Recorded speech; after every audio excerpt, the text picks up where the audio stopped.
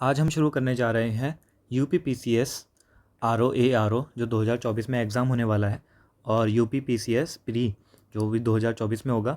इन दोनों के लिए वन लाइनर करंट अफेयर और हमने जनवरी का कर लिया था और ये फरवरी माह का है इस वाली वीडियो में। तो हम फरवरी माह का देखेंगे इस बार और इस वीडियो में ये कंप्लीट हो जाएगा।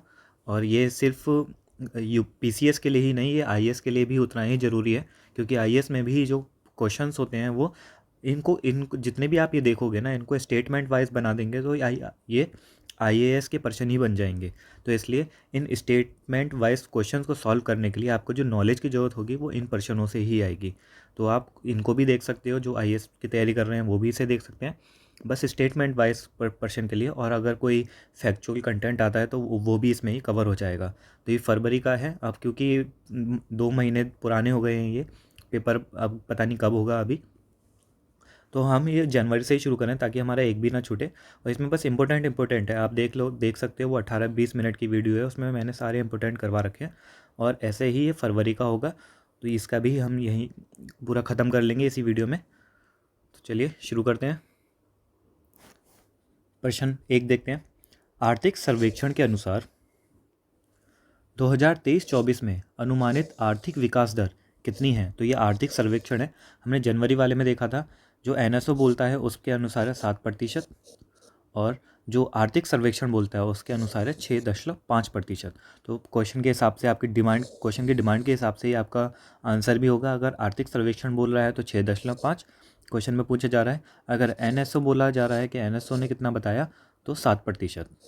ठीक है, तो ये दोनों आपको आंकड़े ध्यान में रखने हैं। अब दूसरा है, किस संस्था ने G20 साइबर सुरक्षा अभ्यास और ड्रिल का आयोजन किया? तो किस संस्था ने ये किया था G20 साइबर सुरक्षा अभ्यास और ड्रिल का? तो ये क्या था, CERT-IN ने। CERT-IN की फुल फॉर्म है computer emergency response team India. CERT और IN से इंडिया। ये जो CERT-IN है ये सारे जितने भी साइबर सुरक्षा से संबंधित मामले होते हैं सारे देखते हैं ये CERT-IN। नेक्स्ट है, हाल ही में किस शहर ने पहला सैन्य साहित्य महोत्सव का आयोजन किया? तो किस शहर ने पहला, हम जैसे भी पहला आ जाया करे तो आपकी आंखें ना जो बाज की तरह बिल्कुल चौकन्नी हो जानी चाहिए कि भाई पहला आ गया, और ये बहुत ज़रूरी हो जाता है। तो जैसे ही पहला है सैन्य साहित्य महोत्सव, तो ये किसने बनाया था? पटियाला शहर ने बनाया था। तो ये याद कर लेना, ये बहुत ही ज़्यादा इंपॉर्टेंट है, जो भी पहला आ जाए वो इम्पोर्टेंट हो जाता है। तो किसी भी ये इम्पोर्टेंट चीज़ को छोड़ना मत। 10,000 नए MSME पंजीकृत करने वाला पहला जिला कौन सा है? 10,000 नए MSME पंजीकृत करने वाला कौन सा जिला पहला है? तो एर्नाकुलम, केरल। नेक्स्ट है, भारतीय वायुसेना के नए उप प्रमुख के रूप में किसने पदभार ग्रहण किया? भारतीय वायुसेना के नए उप प्रमुख के रूप में, तो ये क्या है? एयर मार्शल AP सिंह ने। एयर मार्शल AP सिंह ने। नेक्स्ट है, किस शहर ने Shanghai cooperation organisation SCO film festival 2023 की मेज़बानी की? तो ये मुंबई ने की थी। Shanghai cooperation organization film festival 2023 की मेज़बानी मुंबई ने की थी।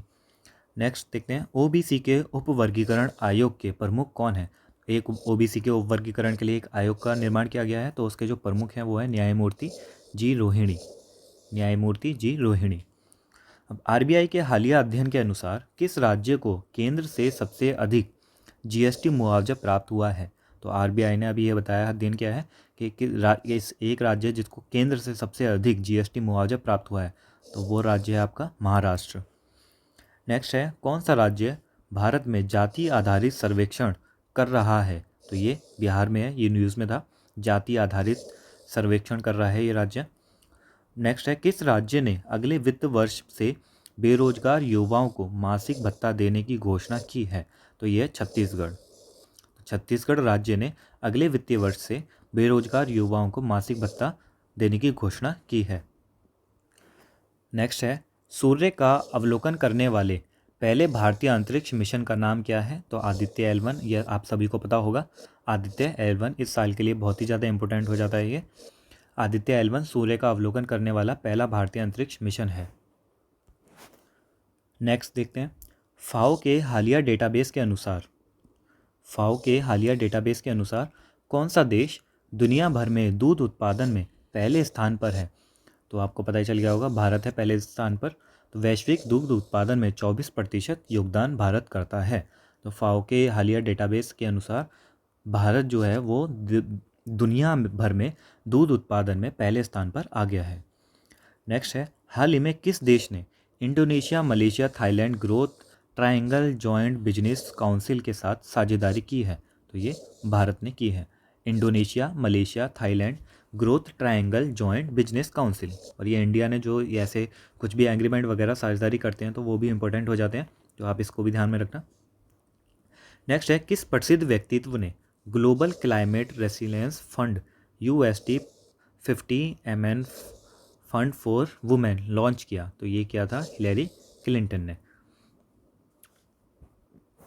यानी जो हिलेरी क्लिंटन हैं उन्होंने ग्लोबल क्लाइमेट रेसिलियंस फंड के लिए पैसे दिए हैं, रेसिलियंस फंड के लिए, और उसमें कितने दिए? $50 मिलियन का फंड इन्होंने दिया है। तो ये किसने लॉन्च किया है? हिलेरी क्लिंटन ने लॉन्च किया है $50 बिलियन का फंड। नेक्स्ट है, हाल ही में खबरों में रहा विश्व भारती विश्वविद्यालय किस राज्य में स्थित है? तो विश्व भारती विश्वविद्यालय है आपका पश्चिम बंगाल में। नेक्स्ट है, हाल ही में आयोजित भारतीय सैन्य संयुक्त प्रशिक्षण अभ्यास का नाम क्या है? तो भारतीय सैन्य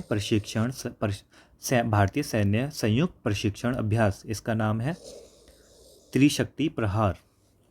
नेक्स्ट है, ईगल 44 या ओघब 44 ईगल 44 किस देश का पहला भूमिगत वायुसेना अड्डा है? तो ये ईरान का है। ई से ईरान, ई से ईगल, तो ध्यान रखना। ओघब, ये ईगल से ना होकर के ओघब भी पूछा जा सकता है। तो ओघब 44 क्या है? तो ईरान का ये भूमिगत वायुसेना अड्डा है।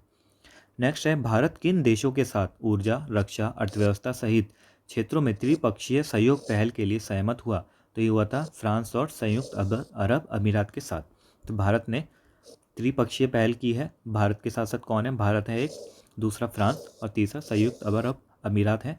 इसने ऊर्जा, रक्षा और अर्थव्यवस्था सहित क्षेत्रों में ना पहल शुरू की है। नेक्स्ट देखते हैं, ब्रिगेडियर BD मिश्रा सेवानिवृत्त को किस राज्य या फिर केंद्र शासित प्रदेश के राज्यपाल या उपराज्यपाल के रूप में नियुक्त किया गया है? तो ये क्या गया है? लद्दाख केंद्र शासित प्रदेश में ब्रिगेडियर BD मिश्रा को उपराज्यपाल या राज्यपाल नियुक्त किया गया है।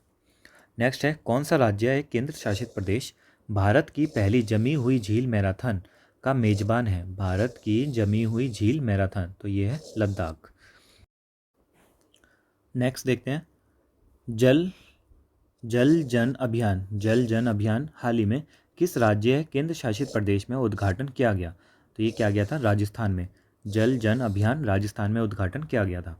कौन सा शहर अंतर्राष्ट्रीय इंजीनियरिंग और प्रौद्योगिकी मेला 2023 का मेजबान है? तो ये है नई दिल्ली। नई दिल्ली शहर है अंतर्राष्ट्रीय इंजीनियरिंग और प्रौद्योगिकी मेला 2023 का मेजबान बना है। नेक्स्ट देखते हैं, भारतीय संविधान का अनुच्छेद 93 जो हाल ही में खबरों में रहा है किस पद पर नियुक्ति से संबंधित है? तो आर्टिकल 93 जो है वो है लोकसभा के उपाध्यक्ष की नियुक्ति से संबंधित है। अब नेक्स्ट है, किस देश ने 2030 तक नई पेट्रोल और डीजल कारों की बिक्री पर प्रतिबंध लगाने की घोषणा की? तो ये है यूनाइटेड किंगडम। इसने 2030 तक पेट्रोल और डीजल कारों पर की बिक्री पर प्रतिबंध लगा दिया 2030 तक। नेक्स्ट है, भारत की कौन सी निर्माण क्षेत्र की कंपनी पूरी तरह से डिजिटल हो गई है? पूरी तरह से डिजिटल हो गई है, तो ये है national highway authority of India NHAI। Next है, किस देश ने 2030 तक नई पेट्रोल और डीजल कारों की बिक्री पर प्रतिबंध लगाने की घोषणा की है? ये अभी हमने देख लिया है, रिपीट हो गया है, यूनाइटेड किंगडम। ये पार्ट भी होता है हमारा यहाँ पर ख़त्म। हमने बहुत इंपॉर्टेंट क्वेश्चंस देख लिए हैं जो फरवरी 2023 में से संबंधित हैं और हमारी परीक्षा के लिए बहुत ज़रूरी थे, और इसमें से कुछ ज़्यादा आएगा नहीं, और जो भी इससे अगर होगा एक्स्ट्रा तो हम जो घटना चक्र होगी उसको पूरा कर लेंगे। तो फ़िलहाल तो इसमें यही सारे हैं इंपॉर्टेंट, तो इन्हीं को अच्छे से कर लेना, इन्हीं में से ही क्वेश्चंस आ जाएंगे। तो मिलते हैं अगली बार मार्च की वीडियो के साथ, तब तक के लिए बाय बाय।